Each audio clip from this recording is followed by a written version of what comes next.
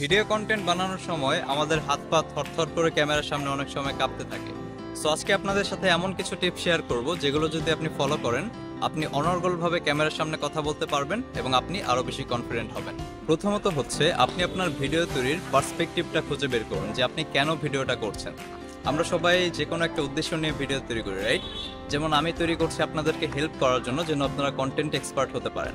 So আপনি যখন এই পার্সপেক্টিভটা খুঁজে বের করবেন তো তখন আপনি দেখবেন যে আপনার ভিডিওর কোয়ালিটিটা বা আপনার ভিডিওর কথাবার্তার কোয়ালিটিটা আরো বেশি ভালো হচ্ছে।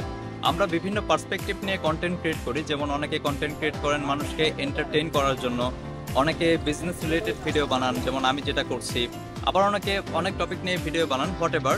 তো মূল পার্সপেক্টিভ কিন্তু একটাই থাকে, মানুষকে হেল্প করা। যেমন আপনি একটা ভিডিও বানাচ্ছেন মানুষকে এন্টারটেইন করবেন, এটা আপনি কিন্তু ওয়ান কাইন্ড অফ মানুষকে হেল্প করছেন তাকে মানসিকভাবে সুস্থ রাখার জন্য।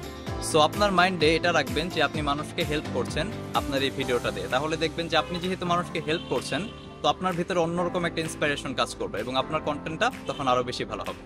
সো এই দুইটা টিপস যদি আপনি ফলো করতে পারেন, আই হোপ আপনার কন্টেন্ট আগের থেকে আরো বেশি কোয়ালিটিফুল হবে, আপনার কনফিডেন্ট বাড়বে এবং আপনি ক্যামেরার সামনে কনফিডেন্স সহ কথা বলতে পারবেন। Thank you.